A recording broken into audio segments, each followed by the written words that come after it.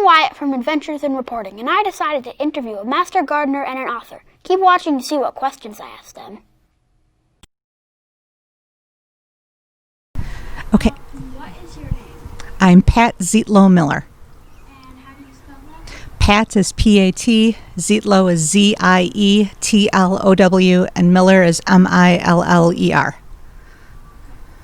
Where do you get your ideas? I get my ideas just from watching and listening to people. It's amazing what you can hear when you just pay attention. Like I'll be in line at the grocery store and I'll hear people in the next checkout lane talking about something and I'll go, oh, I could work with that. Or I'll see somebody's name tag and think it's a cool name and they'll end up in a future story that I write. So you pay attention, and if you're curious, you can find ideas everywhere. Does the author write first or the illustrator draw first? The author almost always writes first. So usually I'll write the book and I won't even know who the illustrator is going to be. And then the publisher will match me up with an illustrator, and then the illustrator will do the art, and it'll take them probably a year or two to do all the pictures in a picture book. So every time I do a book, I get to meet and work with a really cool illustrator that I usually didn't know before. How do you decide which goes first? Which goes first?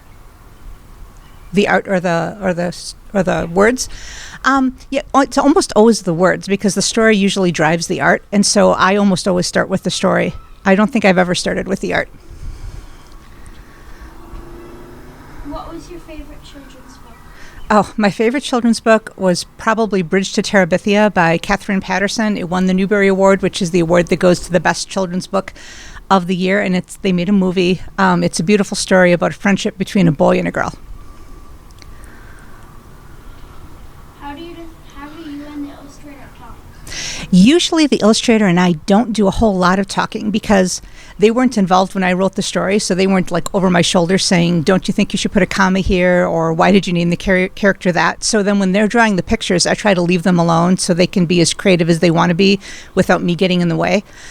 Sometimes when they're almost done with the art, they'll send me sketches and then we'll go through it and we'll talk a little bit. But, they're so talented, I try to leave them alone to draw and they leave me alone to write.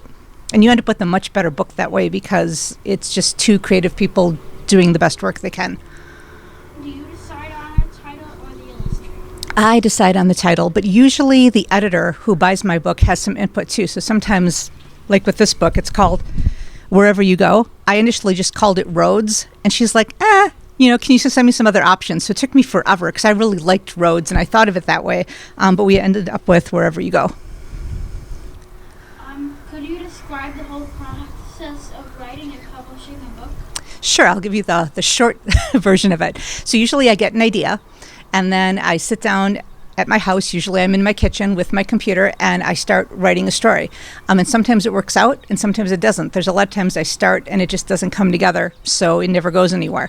But once I've got a story that I like, I've got some writer friends that I show it to, and they tell me whether they like it or not, and they give me feedback. And then I revise. There's a lot of revising. You never write the perfect thing the first time you try. And then after I've revised, I send it off. I have a literary agent. She's someone who helps me sell my book. So then she looks at it and she tells me whether she thinks it's ready to publish or not. And if she thinks it's ready, she sends it off to editors and says, hey, do you want to buy this? And if she doesn't think it's ready, I go back and work on it some more. Then an editor buys the book. And then I work with the editor and we make even more changes because they're kind of like your teacher. They go through with a pen and they make suggestions and we work until we think it's ready. And then an illustrator gets assigned and they get a year or two to draw all the pictures. And then eventually it all comes together and is a book in libraries and bookstores. So it takes a lot longer than most people think. How long is that altogether? I've had some books. The quickest book I've ever had published took 2 years from start to finish. I have other books that have taken me 4 years, 6 years, just because either it took me longer to write it or the illustrator had another project they had to finish first and couldn't get started on mine, so then it just sort of waited for them. So yeah, I think 6 years, this is the longest it's took, and that was probably this book. My Brother the Duck was the one that took a long time. I like that one. Yeah, I like that. Oh, thank you. How did you feel when you won an award? Oh, well, it's always great to win awards because, it means somebody else likes what you did. So it's always really, really exciting. And I've been lucky that some of my books have won awards. But to me, the biggest thing is that did a kid read my book and did they like it? And then even if it doesn't win an award, that's enough to make me happy.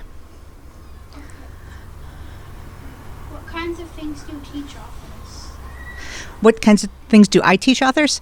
I do a whole series of Zoom webinar classes that authors anywhere in the world can sign up, and they listen to me talk about, like, basically how do you write a picture book. So I talk about, finding ideas and revising and adding heart, and how can you, because picture books are really short, so usually when people try to write them, they write way too long at first, and so I talk about how can you edit words out to make the story as short as possible. So I have a lot of fun talking to other authors and about how to be a picture book writer. Are there any authors that helped you get started? Yes, I think no author gets started without help from other authors. So there's a picture book writer named Jill Esbaum who lives in Iowa, and she was a huge help to me when I started. She looked at a bunch of my stories and she said, that one, start with that one. And that was the one that ended up being my first book. So I like to help other authors too, because I had authors that helped me. How many books have you written? Okay, well, I've got 11 that are out now that you could get at a library or bookstore, and I've got 9 more that I've sold that are coming out in the next year. So 20 total, and I'm always writing new stuff. In fact, I've got, like, in my kitchen on my computer right now is a draft. Awesome, thank you. Last question you should always ask is there anything else that you want to tell us?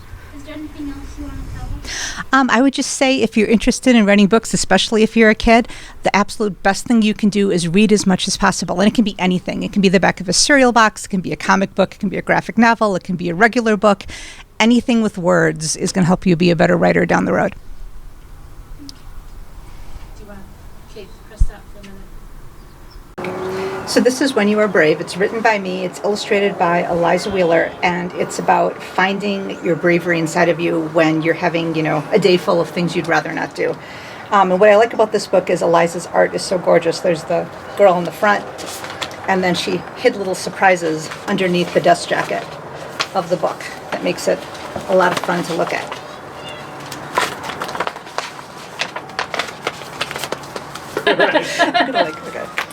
This is The Quickest Kid in Clarksville, and it's about 2 girls in Clarksville, Tennessee that want to be just like Wilma Rudolph, who is a real person who won 3 gold medals at the Olympics.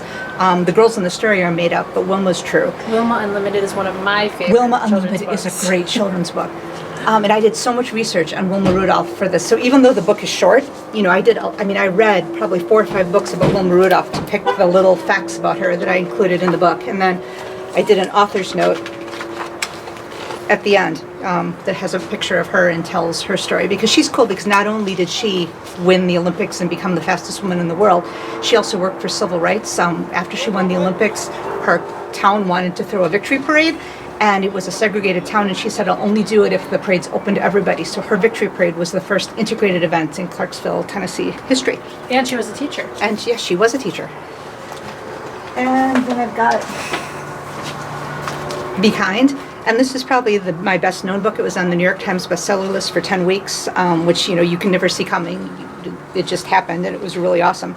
And it's just about all the different ways that you can be kind to someone else. And I did the words, and Jen Hill drew the pictures. And we've got a sequel to this one coming out next year called Be Strong. And should I do one more, or do you have enough? You could do one more. Okay. Oh, we have that one too. Yeah, we this do. is Loretta's gift. I like that one. Thank you. This is by me, and pictures are by Aaliyah Marley, and it's about a girl with a brand new baby cousin that she adores, and she tries to think what the perfect gift to give the cousin might be.